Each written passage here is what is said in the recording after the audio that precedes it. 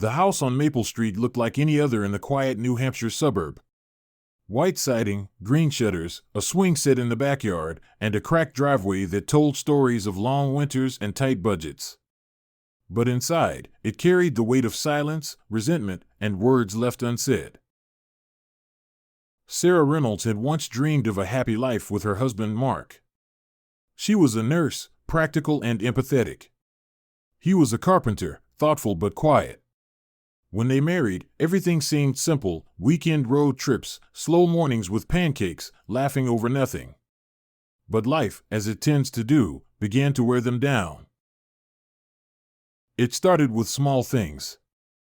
Mark came home later. Sarah snapped more easily. Bills piled up. Their son, Eli, started having trouble in school, acting out, shutting down. Their daughter, June, became withdrawn, drawing dark, scribbled pictures that Sarah tried not to read too much into.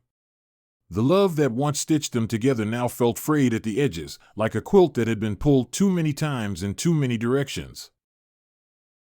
Sarah often found herself lying awake at night, staring at the ceiling, wondering when exactly the warmth had left their home. Maybe it was after her miscarriage 2 years ago, the child they had both hoped would bring them closer again. But instead of healing, they buried the grief deep and in different corners of themselves. Therapy was Mark's idea, surprisingly. He'd never been one for talking, but one night, after another argument about the dishes, or the bills, or something else entirely, he just said it: "We need help, Sarah. I can't do this anymore." So they went. Hesitantly, awkwardly. Once a week, they sat in a room with a soft-voiced woman named Karen, who asked questions they didn't want to answer. There were weeks they barely spoke. Others, they yelled. Some weeks, Sarah would leave feeling worse than when she came. But they kept going. The turning point came one chilly November evening. Karen had asked them to write letters to each other, not texts, not emails, but real letters. Sarah stayed up until 2 a.m. writing hers. She cried twice. Mark's letter was shorter, but just as raw. When they read them aloud in that softly lit room, something shifted. Sarah talked about feeling invisible. Mark admitted he had been scared to be vulnerable, afraid of being seen as weak. They both spoke about the baby they'd lost. For the first time in a long time, they held hands and didn't let go. Change didn't happen overnight. They still fought. Sometimes over big things, sometimes over the toothpaste cap. But now, they were trying. Talking.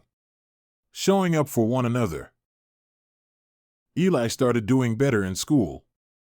June's drawings turned from gray scribbles to bright flowers and skies filled with stars. And Sarah and Mark, they found a rhythm again. Not the same as before, but real, grounded, honest. The following spring, Sarah planted a lilac bush in the front yard. It had been her mother's favorite. She told Mark it was a symbol of growth, of second chances. That year, it bloomed for the first time, just as the snow melted and the air turned soft with the scent of new beginnings. And sometimes, on Saturday mornings, you could find them all outside, Eli tossing a football with his dad, June showing her mother a sketch of their lilac bush, Sarah smiling into her coffee as Mark brushed a speck of dirt from her cheek. The house on Maple Street still had its cracks, its creaks, and its long shadows at dusk. But now, it also had laughter. It had light in the windows. And love that had been broken, but not lost.